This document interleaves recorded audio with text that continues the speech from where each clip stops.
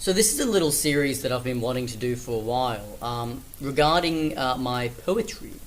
And something that I want to do is to take a couple of my poems and just basically go through them, perform it out to the internets, and sort of discuss in some sort of level of detail what I've tried to do, what techniques I've used, the strategies and the choices that I've made, and sort of talk about that so that people who are also interested in poetry and in working in this type of style and working with these genres can have a sense of how other people have done it and maybe get some have some discussion going about different techniques that can be used. I'm going to start with a poem of mine called Time Won't Tell. So I'm just going to partly read, partly mostly from memory. I tend to memorize my poems. I tend to prefer to do it that way. But it goes like this. Time won't tell if you don't. Time won't smell, time won't see, time won't tell her anything, deaf, blind, mute like Helen Keller, right down to the communism. Every worker gets a share of this embarrassing lack of intuition, this ineffective, inefficient wreck of indecision with a blurry vision of the future on a mission from God to do the thing that you need to do, that time won't tell you what it is. Time won't tell, time keeps mum, lips to teeth, teeth to gum, gum to jaw, jaw locked tight, grinding, braces, overbite, unseen, smokescreen, oversight, uncertain feeling, stay overnight. It's over, right? No, because when it's over you'll know, because you'll be as confused as you were when it wasn't over. I'm glad I can explain this to you with this degree of clarity. Discussing reality can be complex. The object of this lesson is to become comfortable with nonsense, or you'll slip up and you'll trip up like the waiter with the frog's legs. Because I asked, do you have frog's legs? I fucked up the punchline, but I think you get the concept, and if you'll just be patient, I'll come on down in one sec once I've grasped the relation between the subject and the object. And time won't tell, but I will. I'll echo through the wreck of a crumbling stairwell. I stare well ahead. I'm bred to be careful. That's a lie. I'm compulsive. A compulsion to be false if the truth hurts. And when you flirt with deception, make sure you take her out to dinner. Just don't expect to end up in her bed, strung up with sticky webs of thread, and see the tangled web we weave when first we practice to deceive. And at this juncture I will receive a choice between God forms and social norms. I wear word forms like uniforms, looking for dreams like straight couples hunting for unicorns. You set the scene for ontological reform, a pathological reform of the hypothetical me form, and therefore I care for the anthropological why for and wherefore are the answers that time won't tell. So that's my little poem. So I wrote this at a point when kind of like everything I was writing was about the same stuff. I was super into Discordianism. Mad plug here. There is a book, Chasing Eris, that I wrote about the previous mentioned Discordianism, but it was sort of all to do with these ideas of, how do we know what we know, how do we think what we think, and how do we think about our thinking, and how do we know things about our knowing, kind of this interrogative thing, and just the confusion of trying to interrogate the reality in which we live, to try to make sense of things when things don't necessarily make sense. So I kind of was writing about this sort of thing again and again and again, and kind of this poem became the one that was like, okay, I've kind of hit the peak of like, here's this idea, getting further and further abstracted, and kind of I was sort of like, at this point I need to write, about something entirely different. Okay.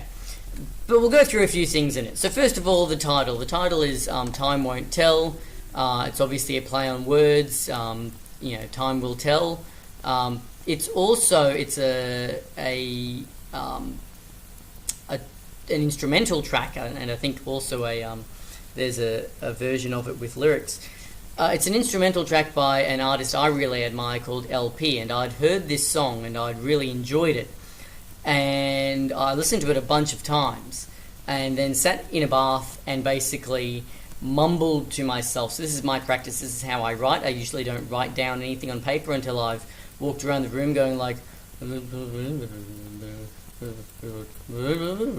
and just sounding things out and trying it out with my mouth first, with my voice first, trying to get it to sound just right. And I sort of had it in my head that this was going to kind of align to the music of this, and it doesn't anymore. Not when I started sort of working it a bit harder, it pulled off of sort of aligning with this music, but it kind of, I feel like it set the tone. What I was really trying to create was meant to set tie into the tone of this particular piece of work, and here's a little bit of a sample of it here.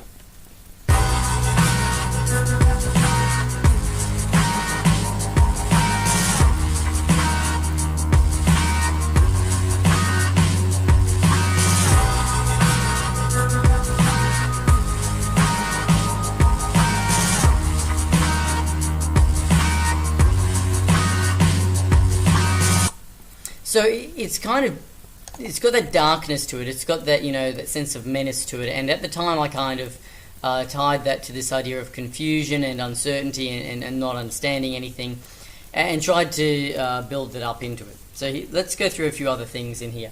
Time won't tell if you don't.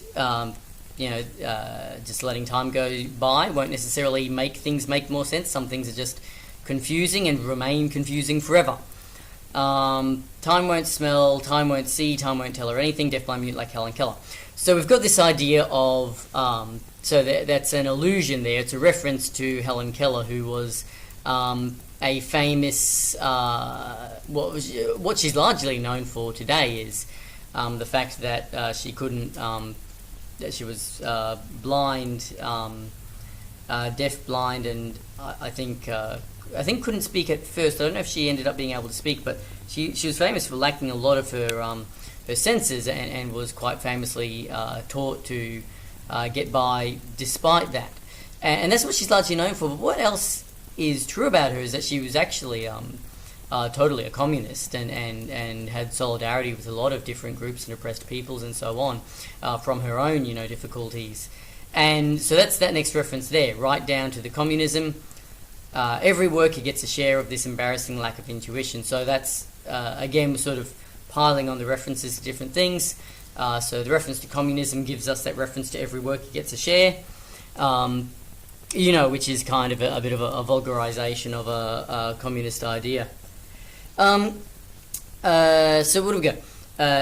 Ineffective, inefficient, wreck of indecision. So I'm using a lot of rhymes. Every worker gets a share of this embarrassing lack of intuition. Inefficient, ineffective, wreck of indecision. So we've then got this, what we might call rule of three, or there's another word for it that I've totally forgotten suddenly, but this inefficient, ineffective, lack of intuition. So this boom, boom, boom, this man, I can't believe, triplicate or something. I can't believe I just forgot what that's called, but that's okay. With a blurry vision of the future on a mission from God. So, to do other thing needs to be done.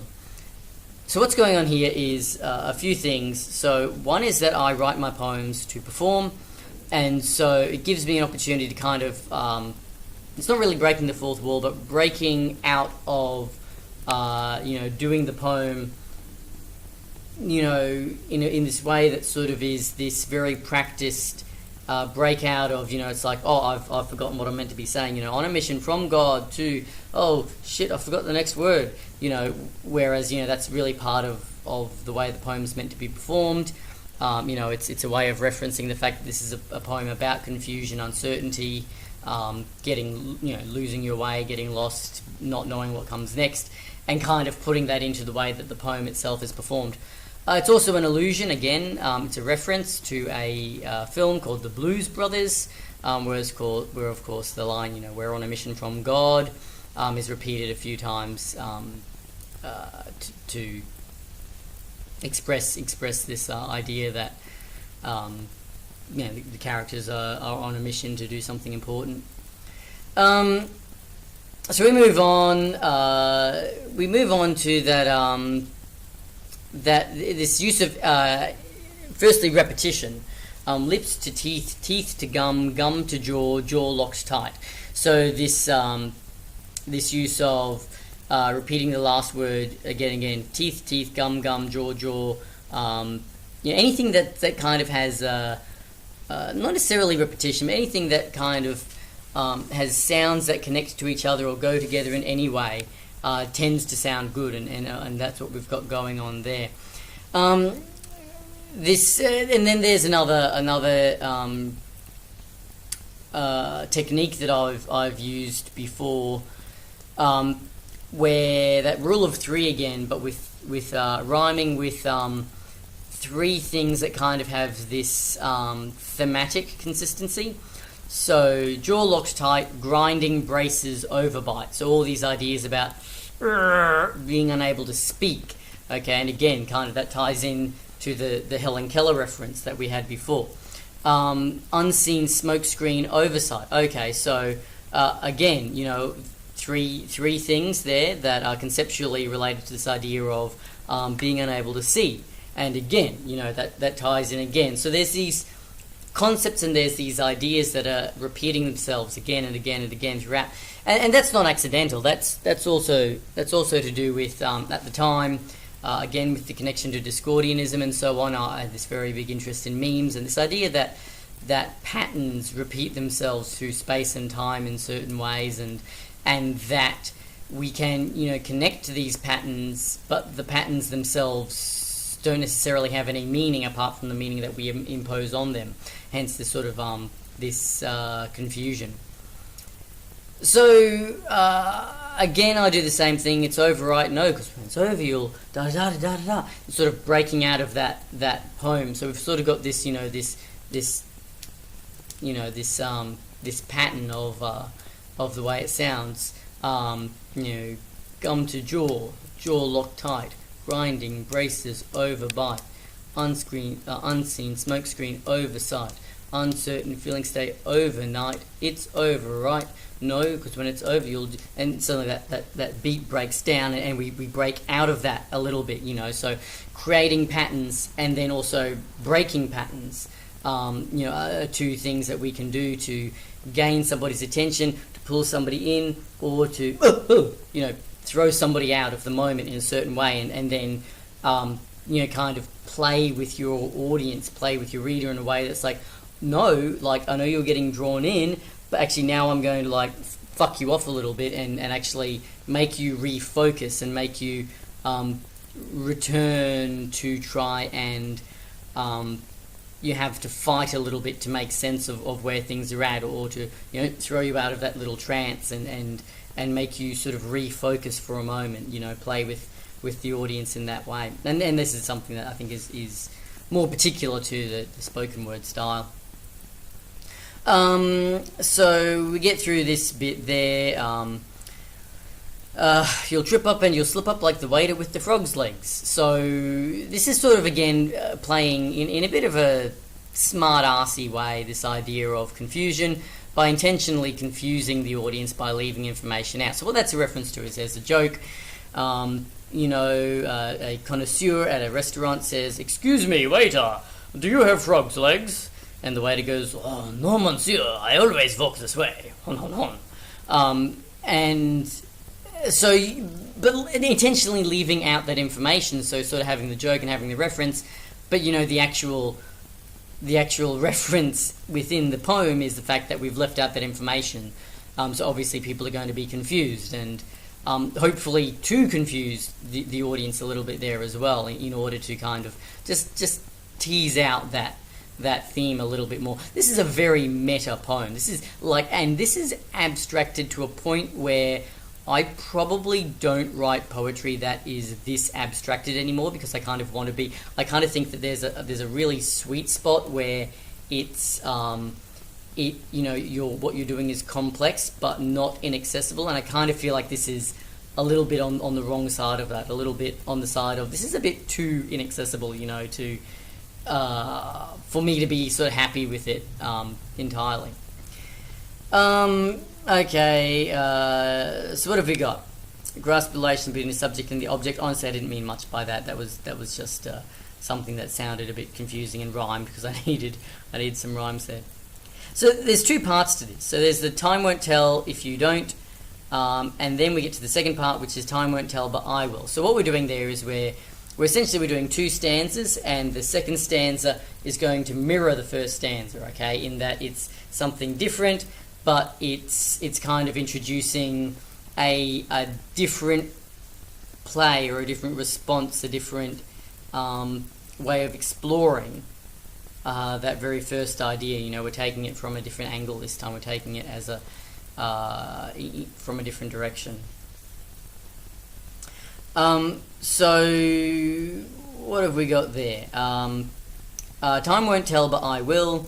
So this time we're sort of saying, and the idea here, and again with this idea that this is a little bit too abstract, the idea was at first, you know, time won't tell if you don't. So, you know, it's kind of hard to make sense of the world around you, and then time won't tell, but I will. So it's like, oh, okay, everything's confusing and nothing makes sense, but actually you can impose your own meaning onto this world around you. So sort of the resolution to this problem of confusion is like, oh, well, you can stop being confused if you just decide to construct a meaning for yourself and kind of impose that on top of this confusing, you know, meaningless reality, essentially. So I'll echo through the wreck of a crumbling stairwell. That, again, same idea. We then repeat the term stairwell with a bit of a pun, so a crumbling stairwell, and then I stare well ahead. So we repeat the term, we repeat the phrase, but, you know, in a way that it takes on a different meaning. I'm bred to be careful. That's a lie. I'm impulsive. So we've got a lot of these opposites. We've got a lot of these binary opposites, or, you know, true and false, real and not, confusion and certainty. A compulsion to be false if the truth hurts. So we've got like what we call a technique here that's called assonance, and assonance is the repetition of the vowel sound, just like that, vowel sound. So that's a lie. I'm impulsive, a compulsion to be false if. And I love that sort of rhyming. I love that type of rhyming where you're not really rhyming perfectly, you're not really rhyming words with each other, but you've got the sounds, you know, you've got the sound in ulsif, in compulsive, because it's part of the word, but also false if. You know, you've got that ulsif in there, and that, I really love that type of rhyming because it lets you, in some ways, like seem like you're a little bit more clever than you really are, just by pulling these sounds out of places where they don't naturally fit. False if the truth hurts. When you flirt with deception, so we're using personification. Again, the whole poem is about deception, but now we're kind of personifying deception as like a woman who might be out on a date with somebody. When you flirt with deception, make sure you take her out to dinner. Don't expect to end up in her bed. Strong sticky word. So this again, this sort of very little over the top metaphor about, like, hey, if you just because you play around with deception or with making stuff up doesn't mean you're going to necessarily get away with it. So it's kind of like this extension of this idea of, oh, okay, so I can impose my own reality on the world. I can just make stuff up. I can make up, you know, stuff to tell me what this world is about. But just because you make it up doesn't necessarily mean it's going to stick. You know, you won't necessarily go all the way, you know, with this deception. You know, it's still this process and this challenge. So we then tangled web we weave when first we practice to believe. So of course that's an idiom. Oh, what a tangled web we weave when first we practice to deceive. So, but then we've subverted the idiom and sort of made this point about, you know, well, actually believing things or discovering what to believe or what we can believe or what's believable is itself, you know, this kind of tangled process. So how do we go with this? And at this juncture I will receive a choice between God forms and social norms. So again, we're going a little bit more didactic,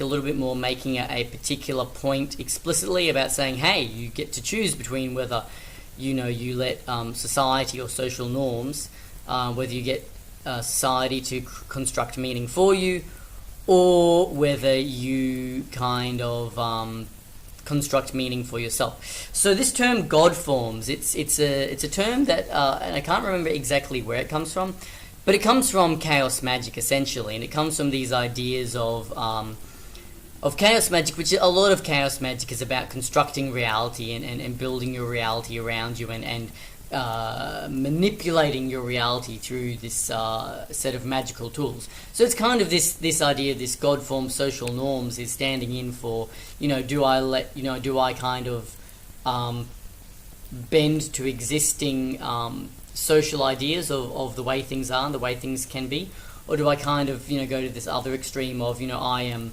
the master of my fate. I determine the reality in which I live. I can actually construct my own reality and so on. And both of those, I don't mean to sort of promote one over the other. The poem's meant to be agnostic in the sense of which is the better way to be.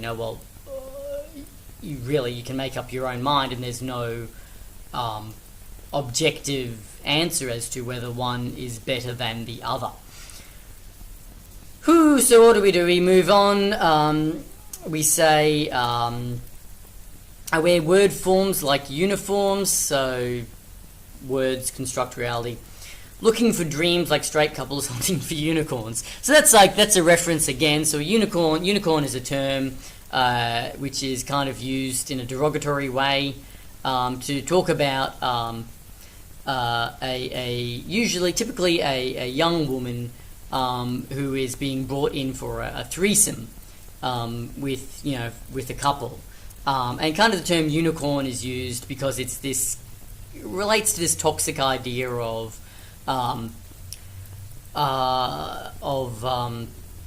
this a young attractive woman who has no emotional needs whatsoever, who can completely be there to serve the needs of an existing couple, and then GTFO.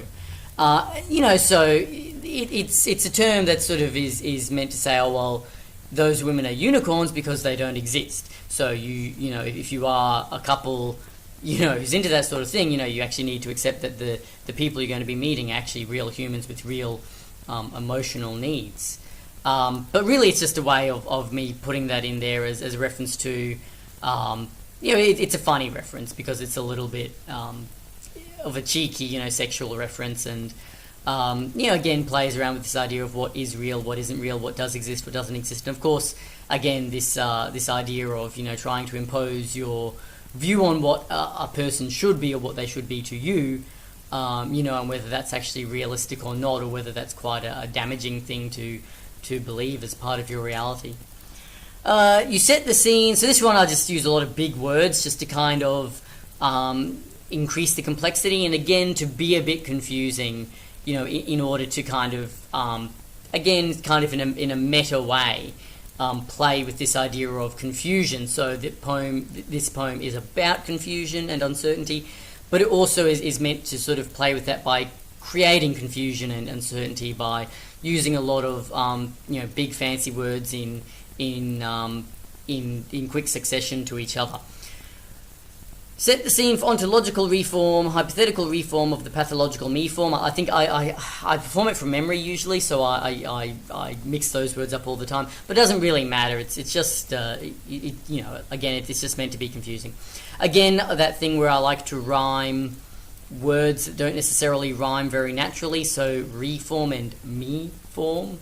Of course, there's no such thing as a me form. It's like the form of myself, but pissing around with just making up words. And therefore I care for, again the air for, anthropological why for and wherefore are the answers that time won't tell.